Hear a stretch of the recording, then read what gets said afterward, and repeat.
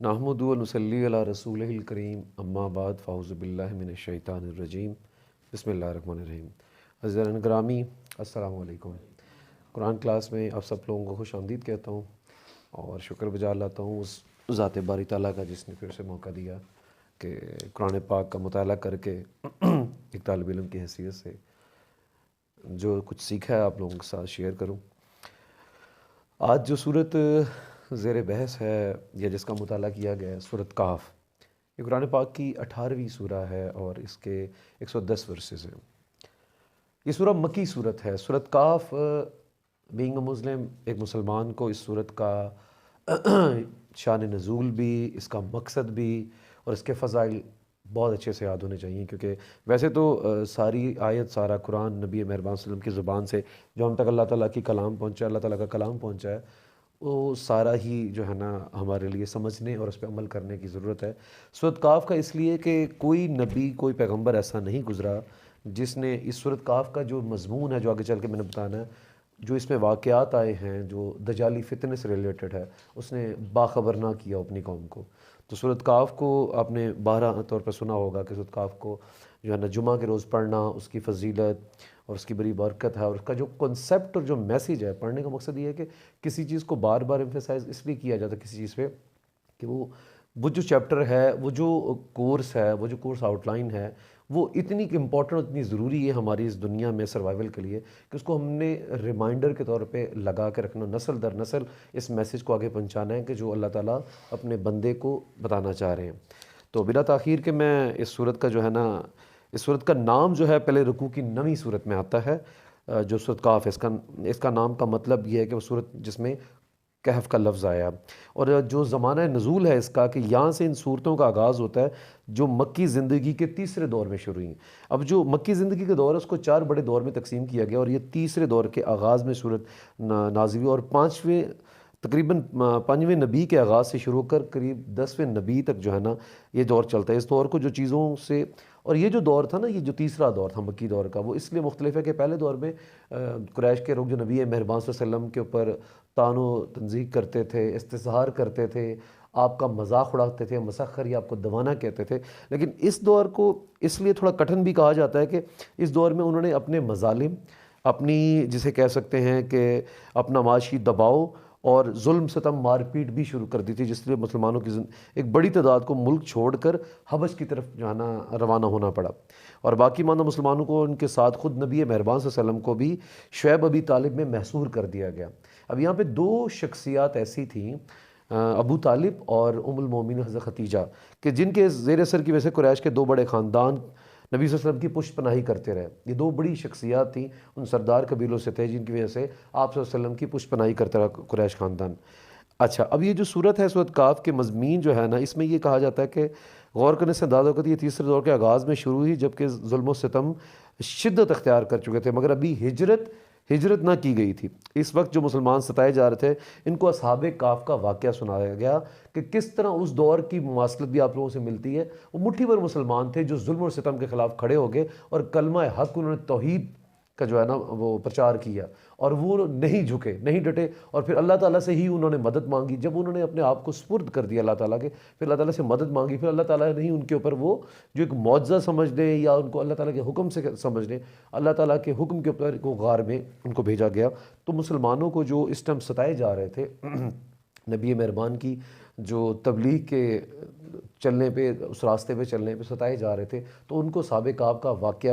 بتا کر تسلی بھی دی گئی اور آپ کے ایمانوں کو مضبوط کرنے کے لیے بھی کہا گیا۔ اب یہ جو سورہ مبارکہ نبی مہربان صلی اللہ علیہ وسلم پہ نازل ہوئی ہے، اس میں جو 3 قصے ہیں نا بہت واضح ہیں۔ نمبر 1 کہ مکہ مکرمہ کے کچھ سرداروں نے مسلمانوں کو بھیجا کچھ یہودیوں کے پاس، عالموں کے پاس، جنہوں نے یہ کہا کہ نبی مہربان صلی اللہ علیہ وسلم کا اگر یہ سچے نبی ہیں، ظہور سچا ہے، تو ان سے 3 سوال کرو۔ نمبر 1 کہ اصحاب کہف کا واقعہ، کیونکہ یہ جو واقعہ تھا یہ یہودی اور عیسائیوں میں بہت ہی زیادہ موثر رکھتا، زیر بحث تھا، لیکن حجاز میں اس کا کوئی ذکر نہیں تھا۔ نمبر 2 آپ سے روح کی حقیقت کا پوچھا جائے، اور نمبر 3 اس شخص کا واقعہ ان سے پوچھیں جس نے مشرق سے لے کے مغرب تک سفر کیا۔ اب یہ 3 سوالات لے کر وہ لوٹے اور نبی مہربان صلی اللہ علیہ وسلم سے انہوں نے پوچھے اور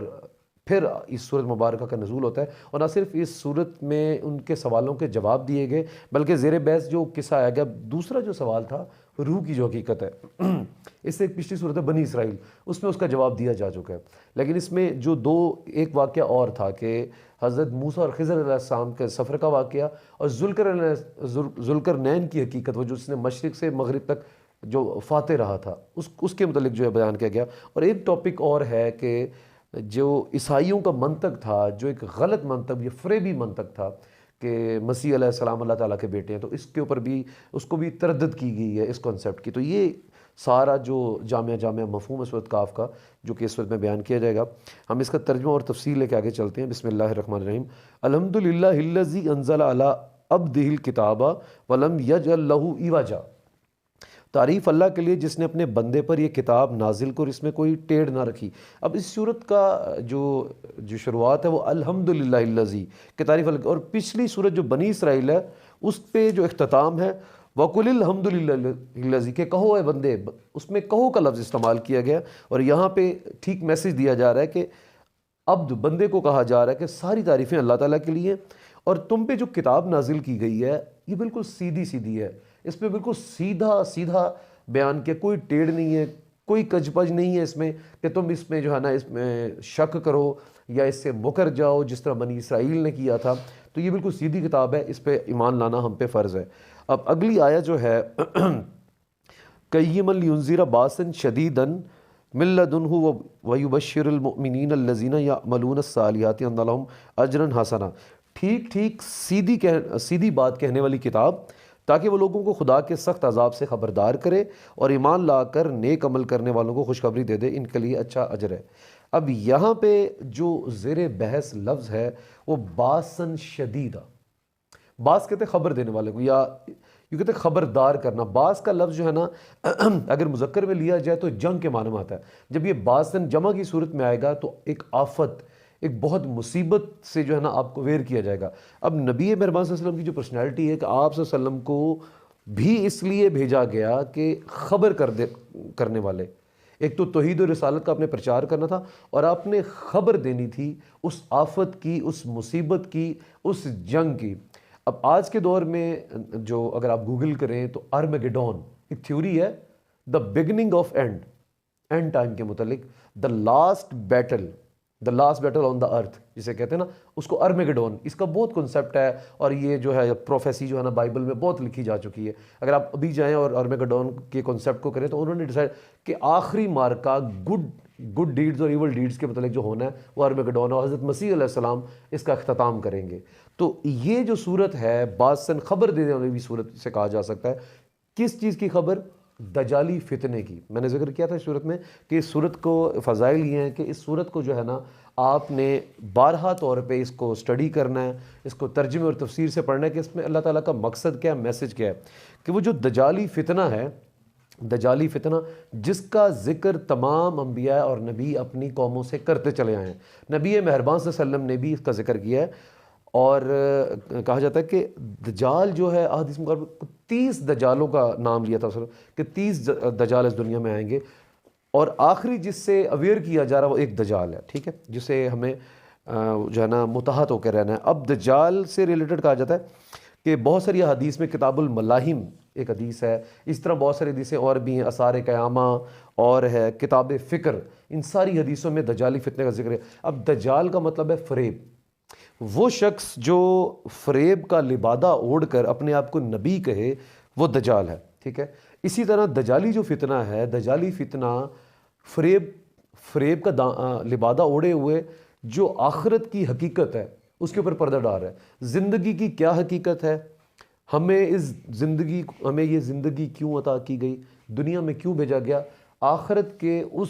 حقیقت کے اوپر اس نے پردہ ڈالا ہوا ہے۔ یہ ایک دجالی فتنہ جس کی باسن شدیدن خبر کے لیے نبی مہربان صلی اللہ علیہ وسلم کو بھیجا گیا، اور اس لیے کہا جاتا ہے کہ جمعہ کے روز بھی اس کی تلاوت کریں، اس کو پڑھیں، اور اس کی اور کچھ نہیں تو ابتدائی آیات اور آخری آیات کا مطالعہ کریں، جس میں اصحاب کہف کا بھی ذکر ہے، جس سے آپ کو توحید کا کنسیپٹ آپ کا سٹرونگ ہوتا ہے، ٹھیک ہے، آگے چلتے ہیں کہ یہ ٹھیک ٹھیک سیدھی کہہ دینے والی بات ہے، والی کتاب ہے، تاکہ وہ لوگوں کو خدا کے سخت عذاب سے خبردار کرے، اور ایمان لا کر نیک عمل کرنے والوں کو پھر خوشخبری ہے کہ نبی مہربان صلی اللہ علیہ وسلم نے بھی یہ دجالی فتنے سے ریلیٹڈ اپنے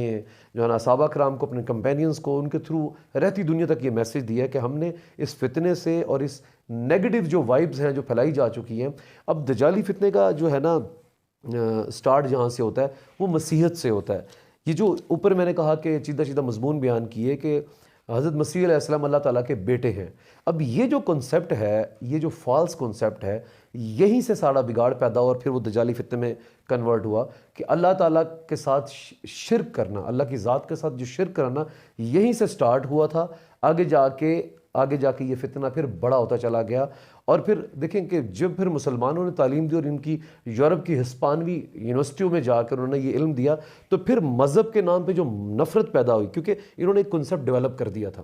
کہ آپ ان کو مان لیں مسیح علیہ السلام اللہ تعالیٰ کے بیٹے، پھر آپ ہر قسم کی نیکی سے، اعمال کرنے سے آپ آزاد ہیں، اور ان کے پوپ جو ہیں انہوں نے سارا ذمہ لے لیا کہ وہی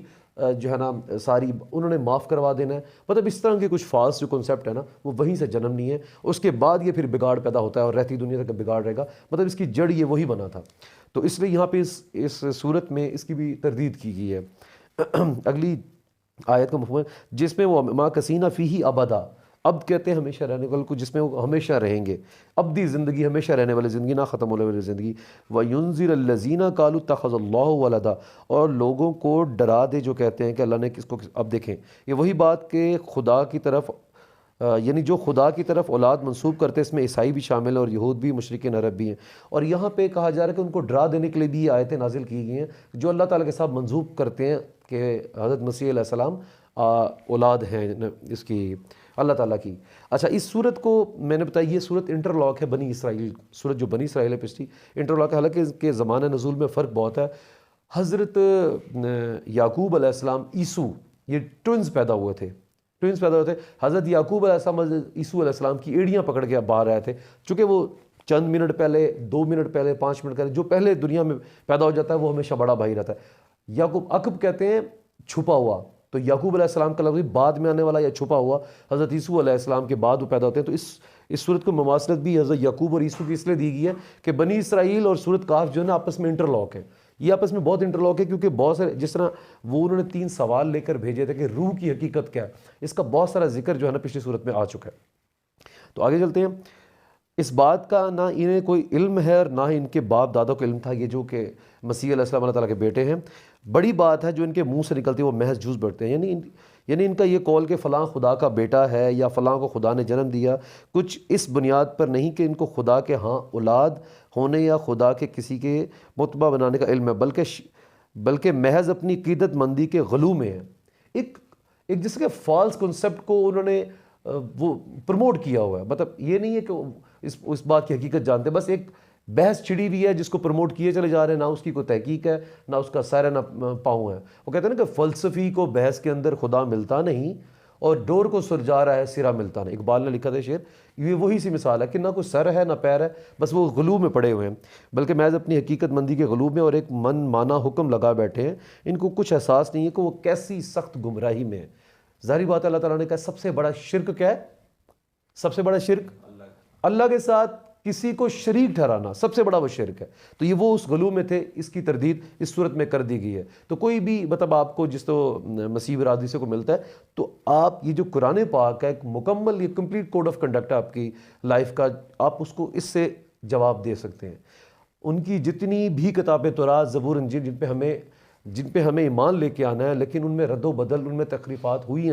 ہیں، لیکن یہ وہ کتاب ہے جو نبی آخری زمان پر اتاری گئی، اس میں کوئی تحریفات نہیں ہے، اور اللہ تعالیٰ نے اس کو مکمل، جس طرح اس صورت کے سٹارٹ میں کہہ دیا کہ ٹھیک سیدھی کہہ دینے والی بات، اب سیدھے لفظوں میں کہا جا رہا ہے، نہ اللہ تعالیٰ کی کوئی اولاد ہے، نہ اللہ تعالیٰ نے جنا کسی کو، اور آپ وہ کل ہو اللہ کا ترجمہ پڑھ کے دیکھ رہے ہیں، اس سے بھی آپ کے توحید کے کنسیپٹ جو ہے نا واضح ہو جاتے ہیں۔ غیر مسلم کے لیے میں یہ گفتگو کر رہا ہوں، وہ بڑی گستاخی کرتے ہیں۔ فلا اللہ کا باقیون نفس کا علی آثارہم انا لم یؤمنوا بہذا الحدیث اسفا، اچھا تو ہے محمد صلی اللہ علیہ وسلم شاید تم ان کے پیچھے غم کے ماری اپنی جان کھو دینے والے ہو اگر یہ تعلیم پر ایمان نہ لائے۔ اب نبی مہربان صلی اللہ علیہ وسلم نے جب اپنی تبلیغ کا سلسلہ شروع کیا تو آپ صلی اللہ علیہ وسلم بڑے مایوس ہوئے کہ آپ کے اوپر کہا گیا، تانہ زنی بھی کی گئی، آپ کی تمسخر بھی اڑایا گیا، اس کے بعد آپ کے ساتھ مظالم بھی کیے گئے، آپ کے پاؤں بھی لہو لہون کیے گئے، تو پھر آپ ایک وقت تھا کہ آپ جب اللہ تعالیٰ کا یہ حق کلام لے کر آتے تھے آپ کو تو حقیقت پتہ تھی، لیکن جب وہ آپ کی باتوں کو حق سچ نہیں مانتے تھے اور مختلف قسم کی کہانیاں بکتے تھے، آپ کو دیوانہ کہتے تھے، تو آپ بڑے پریشان رہنے لگ گئے۔ تو یہ اس صورت میں یہ کہا جا رہا ہے کہ نبی صلی اللہ علیہ وسلم تم ان کے پیچھے اپنی جان کھو بیٹھو گے، مطلب ایک ایگزامپل کے طور پہ کہا گیا کہ اپنی جان کو کھو بیٹھو گے، آپ کو ان کے لیے پریشان ہونے کی ضرورت نہیں تھی، آپ کا کام تھا، جو آپ میسنجر ہیں، آپ کا کام تھا کہ آپ میسج لے کے آئیں اللہ تعالیٰ کا، اب ماننا نہ ماننا ان کے اوپر ہے، آپ کو غمگین ہونے کی ضرورت نہیں ہے۔ آگے اگلی جو آیا اس میں کہا گیا کہ انا جعلنا ما علی الارض زینۃ لہا لنبلوہم ایہم احسن عملا۔ واقعہ یہ ہے کہ یہ جو کچھ سر و زمان جو سر و سامان میں بھی ہے زمین میں، اس کو ہم نے زمین کی زینت بنا دیا ہے تاکہ ان لوگوں کو آزمائیں ان میں کون بہتر عمل کرنے والا ہے، کہ زمین کو ہم نے ایک زینت بنا دی ہے اور ہم دیکھیں گے کہ نیک اعمال والے لوگ کون ہیں اور برے اعمال والے لوگ کون ہیں۔ وَإِنَّا لَجَاعِلُونَ مَا عَلَيْهَا سَعِيدًا جُرُوزًا۔ آخر کار اس سب کو ہم ایک چٹیل میدان بنا دینے والے ہیں۔ اب یہ مکی صورت ہے، مکی صورت پہلے بھی بتایا جا وہ صورتیں جن میں توحید،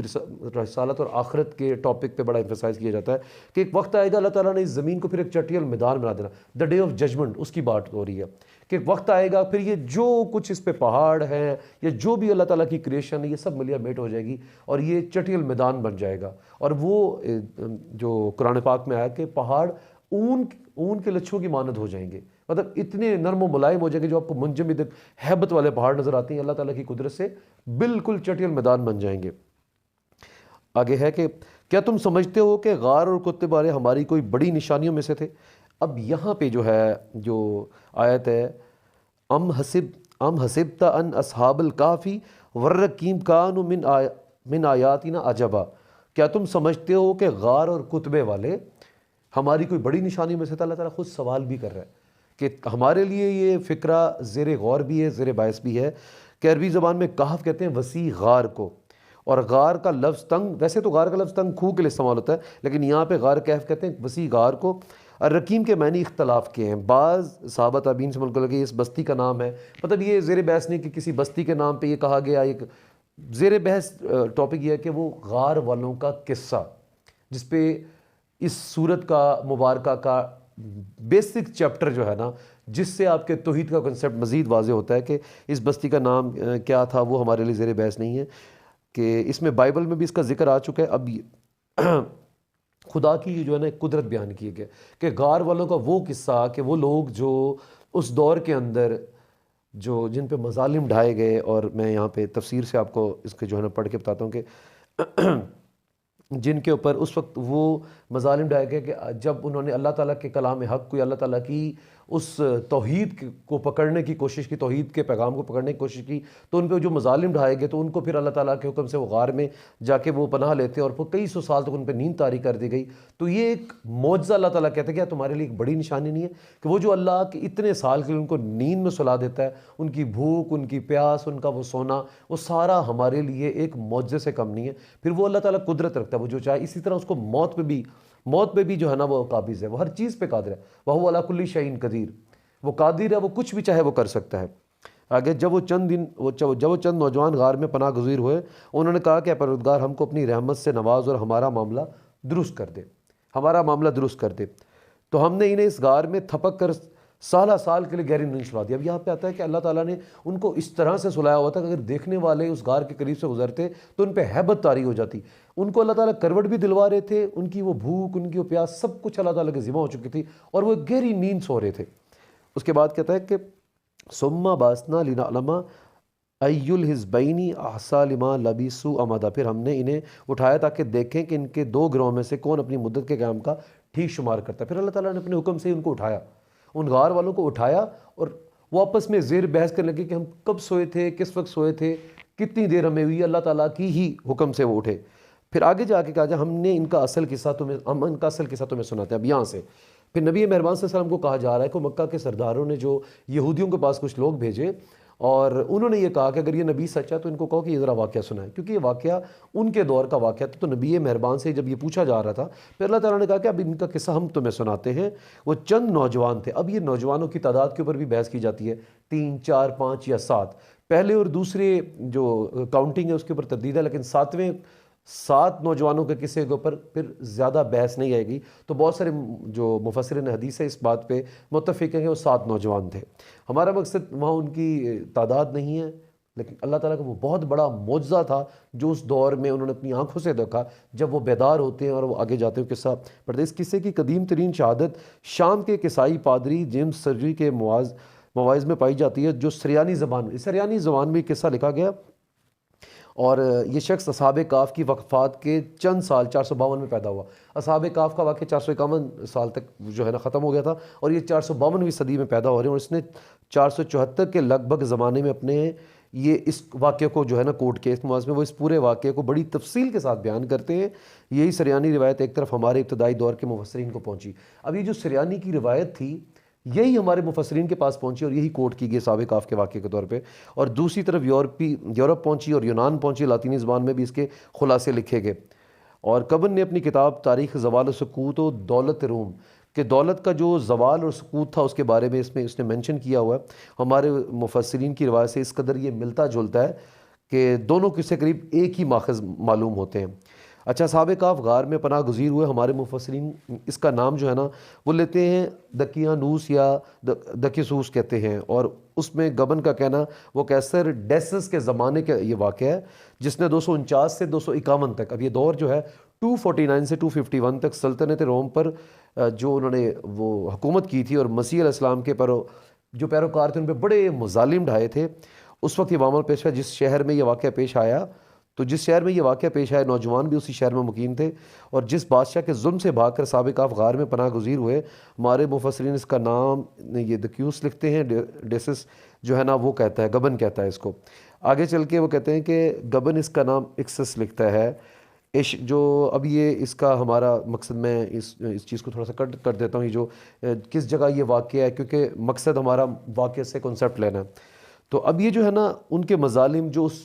کیسر روم کے وقت جو مسیح برادری پہ جب یہ مظالم کیے گئے، تب یہ جو چند افراد تھے انہوں نے پناہ لینا جو ہے نا رومی سلطنت سے عیسائیت قبول کر لینے کے بعد یہ 408 سے 450 تک روم کے کیسر رہا۔ دونوں بیانات کی مماثلت کا حد یہ ہے کہ اصحاب کہف نے بیدار ہونے کے بعد جس رفیق کو اب واقعہ جو سٹارٹ ہوا کہ وہ جب مظالم سے اس بادشاہ کے ڈیسس کے ظلم سے بھاگ کر اس غار میں مقیم ہوتے ہیں، اس کے بعد ان پہ نیند طاری ہوتی ہے، اور اس کے بعد جب وہ بیدار ہوتے ہیں تو ان میں سے ایک گروہ جو ہے نا بحث کرنے کے بعد ہمیں کتنا وقت ہو گیا، اپنے ایک دوست کو اس شہر میں کھانا لانے کے لیے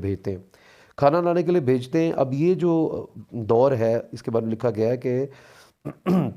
اصحاب کہف نے بیدار ہونے کے بعد اپنے جس رفیق کو کھانا لانے کے لیے شہر بھیجا، اس کا نام ہمارے مفسرین جو ہے وہ یملیجا لکھتے ہیں، اور گبن میں اس کو جملیشس کہتے ہیں۔ قصے کی تفصیلات دونوں روایتوں میں یکساں، ان کا خلاصہ یہ ہے کہ کیسر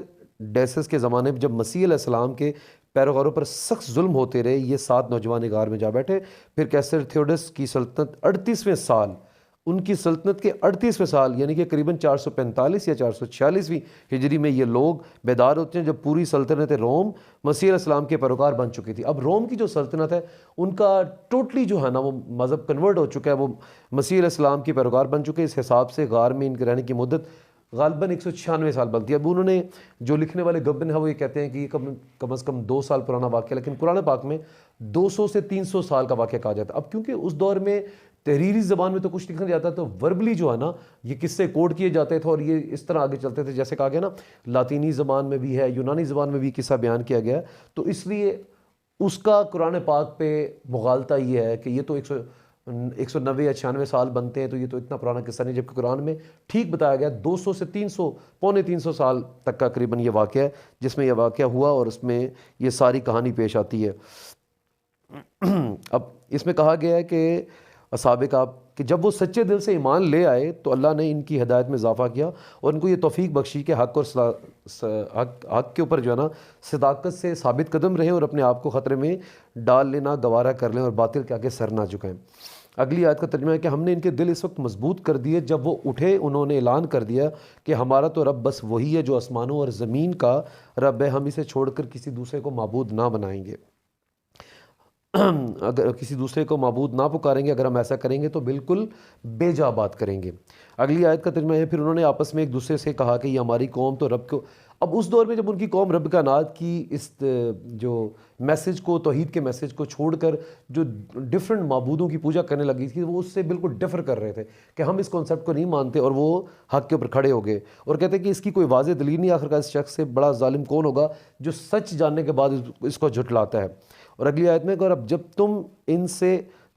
کہ تم ان سے اور ان کے معبود غیر اللہ سے بے تعلق ہو چکے ہو تو چلو اب فلاں غار میں چل بنو۔ اب یہاں پہ اللہ تعالیٰ کا بتایا جا رہا ہے کہ یہ وہی پرانی آیتیں ایک دوسرے سے ریلیٹ ہو رہی ہیں کہ جب انہوں نے اس طرح حق کا کلمہ پڑھ لیا، پھر اللہ تعالیٰ نے ان کے دل میں غار میں جانے والی بات، مطلب یہ کنسیپٹ اپنے ذہن میں لے کے آئیں کہ اللہ تعالیٰ جب آپ کی مدد کرنا چاہتا ہے پھر وہ ہر طریقے سے مدد کرتا ہے۔ اب یہاں پہ جب غار کا قصہ آئے گا، پھر وہ غار میں ان کا سونا، پھر وہ سورج کا عقب سے نکلنا، پھر غروب ہونا،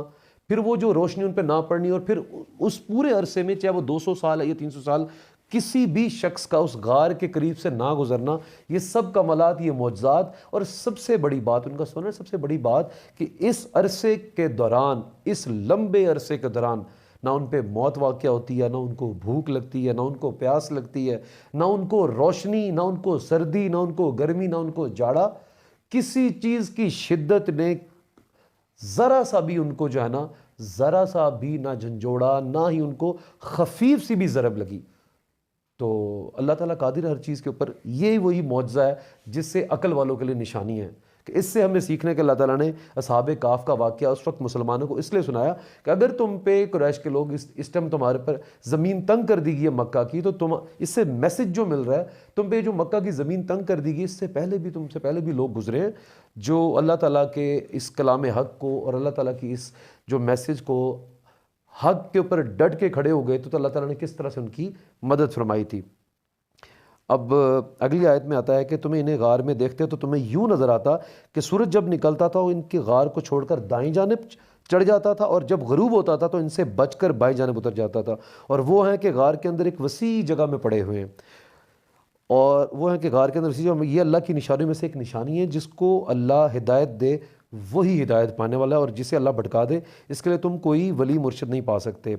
مطلب وہی کہ اللہ تعالیٰ نے ان پہ اپنا کرم کیا، ان پہ فضل ہوا، جب کلمہ حق پڑھ لیا گیا اور بتا دیا کہ جب ہمارے سامنے حقیقت ہے تو پھر ہم غیر اللہ کی عبادت نہیں کریں گے، ہم ڈٹ جائیں گے۔ پھر اللہ تعالیٰ نے ان کے دلوں میں بات بھی ڈالی، اللہ تعالیٰ نے ان کو محفوظ بھی کیا، اللہ تعالیٰ نے ان کی عزتوں کی، جان کی، ان کی ہر طریقے سے حفاظت فرمائی ہے۔ آگے آتا ہے کہ تم انہیں دیکھ کر یہ سمجھتے کہ وہ جاگ رہے ہیں، حالانکہ وہ سو رہے تھے۔ ہم انہیں دائیں بائیں کروٹ دلواتے رہتے تو ان کا کتا غار کے دہانے پر ہاتھ پھیلائے بیٹھا تھا۔ اگر تم کہیں جھانک کر انہیں دیکھتے تو الٹے پاؤں بھاگ کھڑے تھے، اور تم پر ان کے نظارے سے دہشت آر ہوتی۔ اب دیکھیں اللہ تعالیٰ کا یہ کلام، شروع سے پھر اس آیت کی طرف جائیں کہ یہ کس قدر سچ اور حق ہے، کہ سیدھی سیدھی بات کہہ دیں۔ اب جہاں ان چند نوجوانوں کا قصہ نبی مہربان کے کمپینینز کو سنا کر تقویت دی جا رہی ہے کہ پھر ایمان میں تقویت لے کر آؤ، اور اللہ تعالیٰ کے اگر آپ کلام کو، اللہ تعالیٰ کے پیغام کو حق سچ مانتے ہو تو پھر تمہیں کسی چیز سے ڈرنے کی ضرورت نہیں ہے۔ پھر یہ جو دجالی فتنہ، اس میں جو ذکر ہوا کہ نبی صلی اللہ علیہ وسلم نے، تمام انبیاء نے جو اپنی قوم کو اس دجالی فتنے سے ڈرایا، اگر ہم اس کو ریلیٹ کریں آج کے زمانہ سے، یہ تو ایک واقعہ، یہ پاس کا ذکر جو نبی مہربان کو سنایا جا رہا تھا، اور ہماری اس کتاب سے رہتی دنیا تک جو ہمیں میسج ملتا ہے، یہ جو دجالی فتنے ہیں، جس میں نے پہلے شروع میں ذکر کیا کہ ارمگڈون کی تھیوری ہے کہ اینڈ آف بگننگ ہونا ہے۔ تو جب وہ ہونا ہے تو اس نے کیا کرنا ہے کہ جو گڈ ڈیڈز ہوں گے، وہ جو ایول فیکٹرز ہیں، وہ ان کے اوپر غالب آنے کے، ڈومینیٹ ہونے کی کوشش کریں گے۔ تو ایک مسلمان کا حق یہ بنتا ہے کہ دجالی فتنے، اب دجالی فتنے کا مطلب یہ ہے کہ کوئی فریب دے آپ کو، کوئی آپ کو حق اور سچ سے دھوکہ دینے کی کوشش کرے، جب بھی آپ کو وہ مکر کرنے کی کوشش کرے تو آپ کا کنسیپٹ کرسٹل کلیئر ہونا چاہیے کہ ہمیں اس راہ پہ، ہمیں اس ڈائریکشن میں، ہمیں اس وے میں نہیں جانا چاہیے۔ ہمارے لیے اللہ تعالیٰ نے یہ کتاب اتاری، 1,24,000 سے زیادہ پیغمبر اتارے، اور سب سے بڑی بات ہمیں اس امت میں رکھا گیا، نبی مہربان صلی اللہ علیہ وسلم کی امت، جنہوں نے آخری وقت تک امتی امتی پکارا ہے، اور اپنی اس امت کو اس دجالی فتنے سے ہو یا چاہے اس دنیا میں ہمارا سروائیول ہو، اپنے اسوہ حسنہ سے، اپنے اخلاق سے اور اپنی اس شریعت سے ہمیں وہ ہر عمل سکھا دیا کہ جس کے ذریعے ہمیں مکس اپ ہونے کی کوئی ضرورت نہیں ہے۔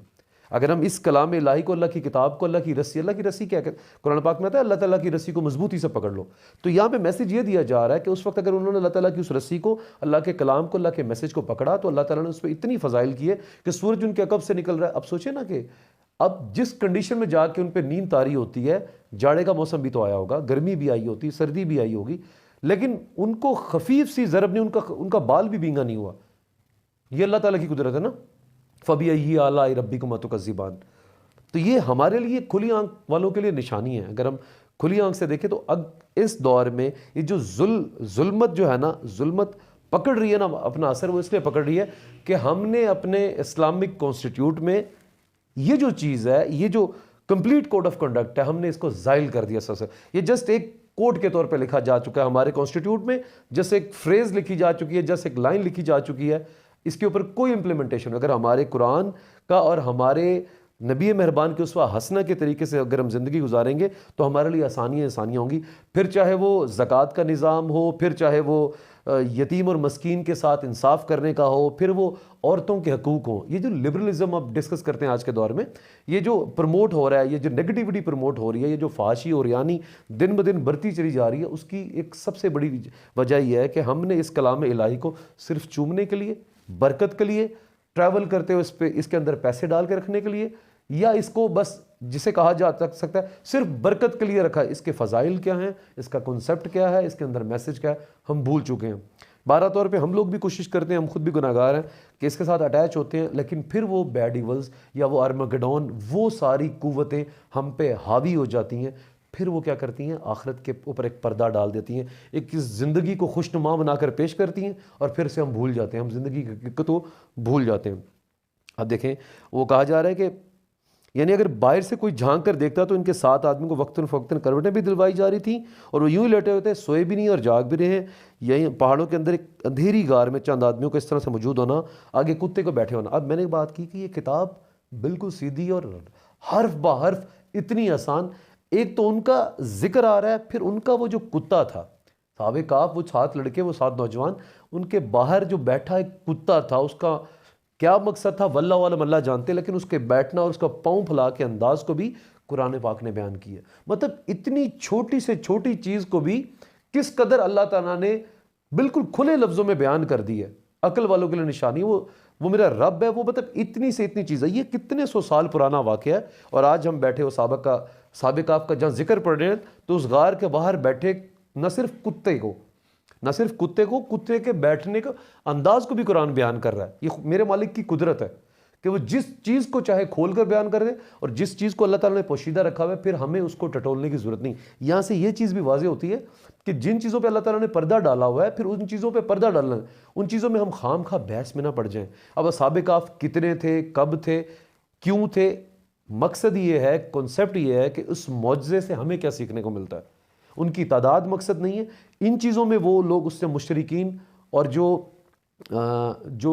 اس ٹائم لوگ موجود تھے، ان لوگوں نے ان کی تعداد پہ یا اس قصے میں جا کے جو اخذ کرنا تھا میسج، اس کو نہیں اخذ کیا، ان کی کاؤنٹنگ میں پڑ گیا. آج تک بھی وہ جو ہے نا زیر بحث ہے ان کی. چلو اب ہم میں کسی کو چاندی کا سکہ دے کر اس شہر میں بیچتے ہیں، سب سے اچھا کھانا کہاں ملتا ہے، وہاں سے وہ کچھ کھانے کے لیے لائے، اور چاہیے کہ ذرا ہوشیاری سے کام کرے. اب انہوں نے اسے شخص کو بھیجا گیا چاندی کا سکہ. اب وہ جس دور میں سوئے تھے، کیسر روم کے دور میں سوئے، اس دور کا سکہ لے کے اب اس دور میں آ چکے ہیں. اس دور میں آ چکے، وہ سکہ لے کے وہ پہنچتے ہیں بازار میں. اگر آگے آتا ہے انہم ان یظہروا علیکم یرجموکم او یعیدوکم فی ملتہم ولن تفلحوا اذا ابدا. اگر کہیں ان لوگوں کا ہاتھ ہم پر پڑ گیا تو ہم سنساری نہ کر ڈالیں، یا پھر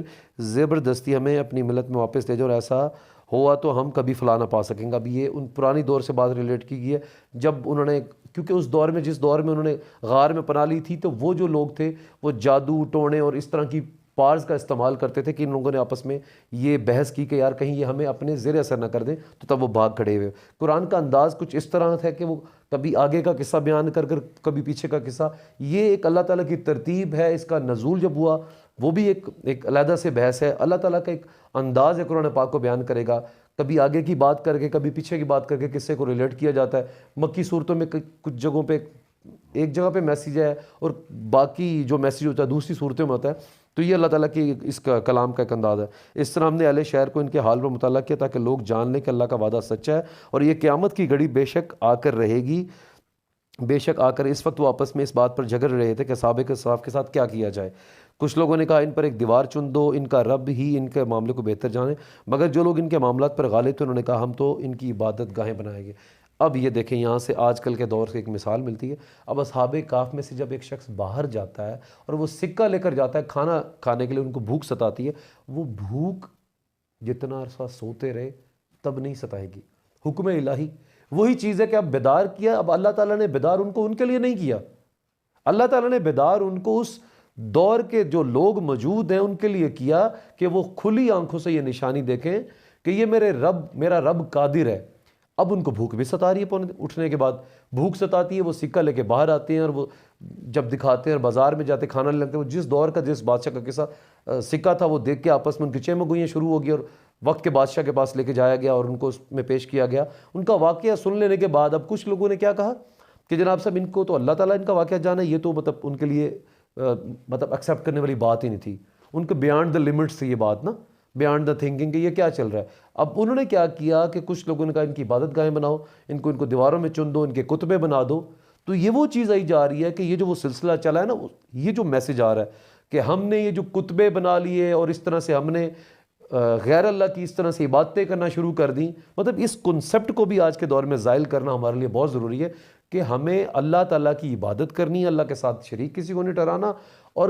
کس سے مانگنا ہے اور کیا کرنا ہے. اللہ تعالیٰ کا کنسپٹ تو یہ تھا کہ وہ اسے دیکھ کے، اللہ تعالیٰ کی نشانی کو دیکھ کے آخرت پہ یقین کرتے. جو رب اتنے 100 سال کی نیند ان کو نیند سلا کر اٹھا سکتا ہے، اس کے بعد ان کی روح بھی پرواز ہو جاتی ہے. تو پھر وہ اللہ تعالیٰ قادر ہے کہ وہ ہماری روح بھی قبض کرے گا، آخرت بھی آئے گی، ڈے آف ججمنٹ بھی ہوگا. وہ کسی دوسری لہر میں چل پڑے. تو ہمیں ان جو غلو کی چیزوں سے بچنا چاہیے آج کے دور میں بھی، کہ جو اصل کنسیپٹ ہے اس پہ رہیں، اللہ تعالیٰ سے مانگیں، اللہ تعالیٰ کی مدد کا ہونے کا یقین اور اللہ تعالیٰ کے حق پہ ہونے کا، اس راستے پہ حق پہ چلنے کا ہمیں یقین ہونا چاہیے. اگلی آیت جو ہے اس کا ترجمہ یہ ہے کہ کچھ لوگ کہیں گے کہ وہ 2-3 تھے اور چوتھا ان کا کتا تھا، کچھ دوسرے کہیں گے کہ یہ 5 تھے، یہ پہلے میں ذکر کر چکا ہوں، اور چھٹا ان کا کتا تھا. یہ سب بے تکی باتیں ہیں. کچھ اور لوگ کہتے ہیں کہ 7 تھے اور 8واں ان کا کتا. کہو میرا رب ہی بہتر جانتا ہے وہ کتنے تھے، کم ہی لوگ جانو. اب یہ جی صحابہ کہف کا جو قصہ ہے، کیونکہ میرا خیال ہے دامن وقت میں اتنی گنجائش نہیں ہے اس کو مزید جو ہے نا بیان کیا جا سکتا. اپنی نیکسٹ سیٹنگ میں اس کو مزید کنٹینیو کریں گے. اب یہ واقعے کو جو انہوں نے وائنڈ اپ کیا کہ اب وہ پھر وہ اس تعداد پہ رہ گئے کہ بھی اللہ تعالیٰ خود بتا رہا ہے کہ کچھ لوگ اس بحث میں پڑ جائیں گے کہ وہ 2-3 تھے اور چوتھا ان کا کتا، اور کچھ دوسرے کہیں گے کہ وہ 5 تھے اور چھٹا ان کا کتا. مطلب آپ تعداد میں لگ گئے، آپ کے لیے اللہ تعالیٰ نے ایک سری نشانی پیش کر دی ہے. اب نبی مہربان کو صورت مبارکہ کے اس نزول سے ایک طرف تو آپ کے صحابہ کو یہ میسج دیا جا رہا تھا کہ دیکھو یہ تھا پورا واقعہ. وہ جو یہودی آپ سے یہ سوال کر رہے ہیں تو میرے اللہ تعالیٰ نے نبی صلی اللہ علیہ وسلم کو وہ علم دیا ہوا تھا کہ انہوں نے اس دور کا واقعہ کھول کر بیان کر دیا. ان کو تو وہ چیدہ باتیں جو وہ سریانی کی روایت سے جوڑ کر مفسرین نے کوٹ کیا، ان کو تو وہ چیدہ واقعات پتہ تھے. لیکن نبی مہربان پہ جب اس صورت کا نزول ہوتا ہے اور آپ یہ واقعہ کھول کر بیان کرتے ہیں تو اس سے عقل والوں کے لیے نشانی ہے کہ ہمیں اس سے اس بات کا یقین ہونا چاہیے کہ جو ہمیں زندگی ملی ہے یہ عارضی ہے، اور آخرت کے ہونے پر یقین، اور ڈے آف ججمنٹ پہ اللہ تعالیٰ کے اس حساب کتاب کا یقین، اور اللہ تعالیٰ کے قادر، اللہ تعالیٰ کے معجزے، اللہ تعالیٰ کی نشانیاں. دیکھیں اس سے ہمیں اللہ تعالیٰ کی کریشن کے اوپر بھی کہ اللہ تعالیٰ کی تعریف، جس طرح صورت کا آغاز کیا گیا الحمدللہ الذی، تعریف اللہ تعالیٰ کے لیے، ہمیں اللہ تعالیٰ کی تعریف بھی بیان کرنی چاہیے کہ اللہ تعالیٰ کی جو جتنی کریشن ہے یہ اللہ تعالیٰ کی بہت بڑی کریٹیوٹی ہے. وہ جس طرح چاہے جب چاہے جو رد و بدل کر دے، جب چاہے جو فیصلہ، جب چاہے ان کو نیند میں سلا دے، جب چاہے بیدار کر دے، جب چاہے روح پرواز کر لے. تو آج کے دور میں ہمیں اصحاب کہف کا جو ہم نے قصہ پڑھا ہے اور اس وقت کے جو مسلمان پریشان ہوئے تھے، ایک تو یہ بھی میسج ملا ہے کہ مسلمان کو قوی یقین کے ساتھ اور کامل ایمان ہونے کے ساتھ اس چیز کی بالکل ٹینشن چھوڑ دینی چاہیے کہ جب آپ اللہ تعالیٰ پہ یقین کر لیتے ہیں تو پھر اب جب آپ ظلم اور حق کے درمیان آپ نے فیصلہ کرنا ہو تو امام حسین کو، اس قربانی کو آپ یاد کریں کہ جو اللہ تعالیٰ کے بتائے راستے پہ اللہ تعالیٰ کے ان نیک لوگوں نے اور ان نیک روحوں نے جو اللہ تعالیٰ کے راستے پہ حق کو بیان کیا. ہمیں بھی آج کے اس دور میں، آج کے سخت دور میں جس میں ہم بہت ساری پریشانیوں میں گرے ہوئے ہیں، ہمیں اللہ تعالیٰ کے اس کلام کو، اسوہ حسنہ کو مضبوطی سے پکڑ لینا چاہیے تاکہ اللہ تعالیٰ ہم پہ جو ہے نا آخرت میں اپنا کرم کرے. اور ہمیں اس پہ آج جو ہم نے اس ٹاپک کو میں نے اس کورس آؤٹ لائن کے تھرو بیان کرنے کی کوشش کی ہے، اس میں کوئی کمی بیشی ہوگی اللہ تعالیٰ جو ہے نا اس میں ہمیں معاف فرما دیں. وما علینا الا البلاغ المبین.